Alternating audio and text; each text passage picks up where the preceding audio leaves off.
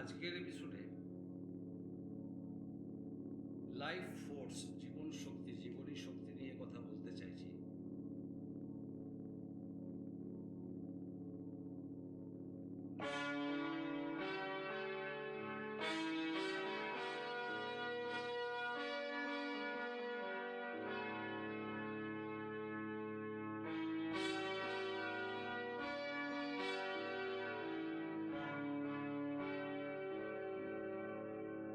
হয়তো এই বিষয় নিয়ে আমার কথা বলা সেভাবে সাজে না বা উচিত নয়, কারণ আমি কোনো সাধক নয়। তবে কি জানেন, জীবনের এই শেষ পর্বে এসে যা কিছু দেখছি, যা কিছু শিখছি, সেগুলো আপনাদের সঙ্গে প্রায় ভাগ করে থাকি। তারই মধ্যে আজকের এই লাইফ ফোর্স বা জীবনী শক্তি।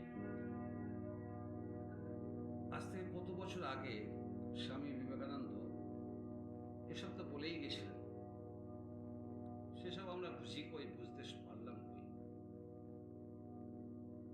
জীবনী শক্তি এমনই একটা বিষয়, যাদের এগুলো থাকে তারা মহৎ বড় বড় কাজ করে, তাদেরকেই কর্মযোগীতে হিসেবে সমাজ দেখে। অথচ এই গোপন শক্তি আপনার আমার সকলের মধ্যেই থাকে এবং আমরা সেটা বুঝে উঠতে পারিনি বা পারি না। দেখুন, যারা সাধক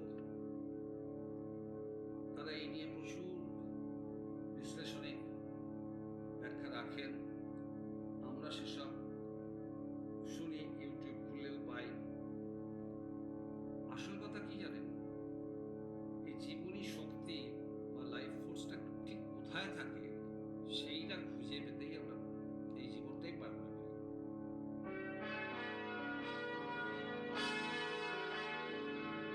কারণ ছোটবেলায় আমরা যেভাবে বড় হই, যে পরিসরে আমরা, যে সমাজ ব্যবস্থার মধ্যে দিয়ে আমরা বড় হই, শাস্ত্র আমাদের সেভাবে তো পড়ানো হয় না। যদি হতো তাহলে প্রথম থেকেই হয়তো আমরা আরেকটু সচেতন হতে পারতাম। এই শাস্ত্রের মধ্যেই এগুলো আছে।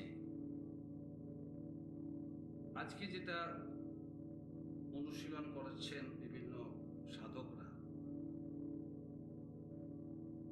সুদর্শন চক্র ক্রিয়া, এরকম তো অনেকগুলো ক্রিয়া আছে। খোঁজ কিসের? ওই জীবনী শক্তি, যেটা সাহেবরা বলে অ্যাফার্মেশন। মানে যদি জীবনী শক্তি খুঁজে পাওয়া যায়, আমরা যা চাইবো সেটা পাবো। এই যা চাইবো সেটা পাবো, এই যে কথাটা, এটাকে আমরা অন্য ব্যাখ্যা বুঝে নিই এবং সেই আকারে আমরা চলে থাকি।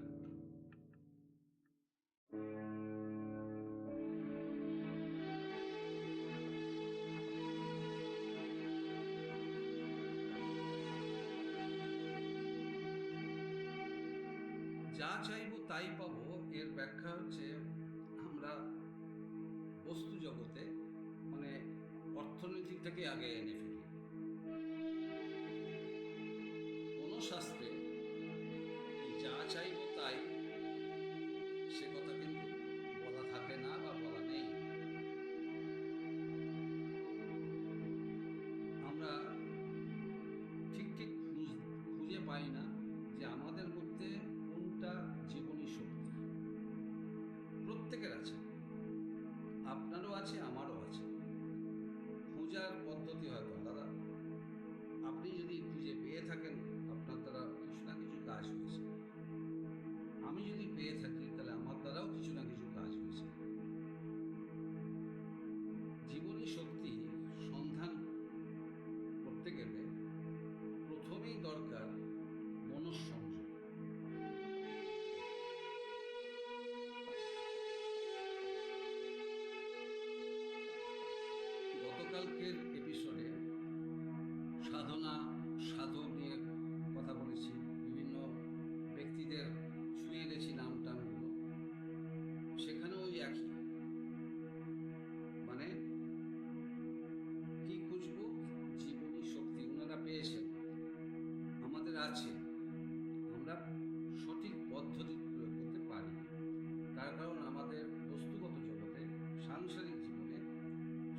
জীবন একটা যুদ্ধ, কুরুক্ষেত্রের যুদ্ধের সমান চলতেই থাকে।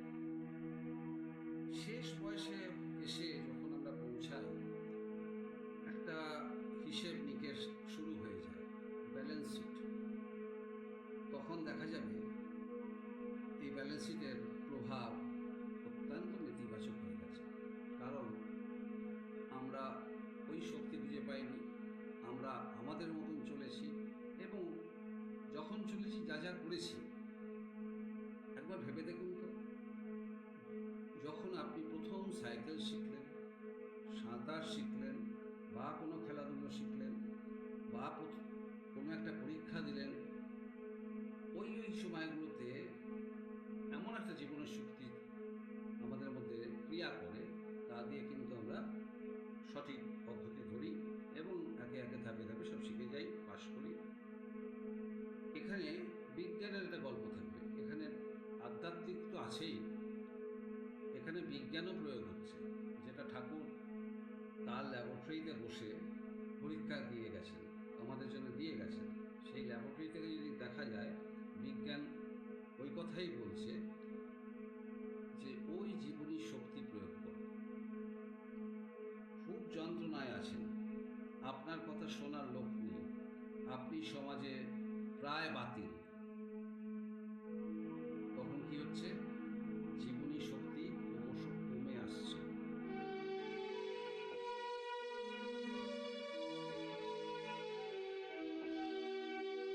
এই জীবনী শক্তি যত তাড়াতাড়ি ফুরিয়ে যায়, নেতিবাচক প্রভাব বেড়ে যায়, আমরা ক্লিষ্ট হই, আমাদের শরীরে ব্যাধি প্রবেশ করে, ওইটা দিয়ে একাধিকভাবে আমরা জড়াতে থাকি।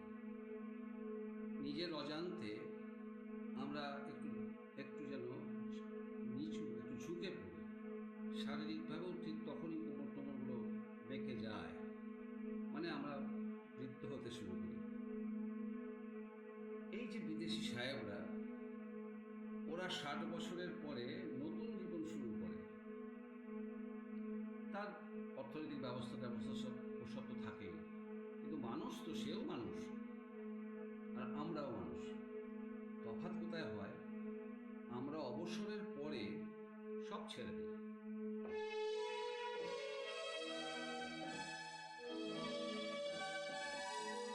এই সব ছেড়ে দেওয়াটাই আমাদের কাল হয়ে দাঁড়ায়। এর জন্যে ছোট ছোট কতগুলো পদ্ধতি আজকে একটু একটু আলোচনা করছি, যদি ভালো লাগে আপনাদের আবারও এর ওপর আলোচনা চলবে। যদি সময় সুযোগ পাই, যেগুলো এই সংসার জীবনে হয়তো সময় পাইনি, ইচ্ছাও করেনি, আমরা স্বামীজির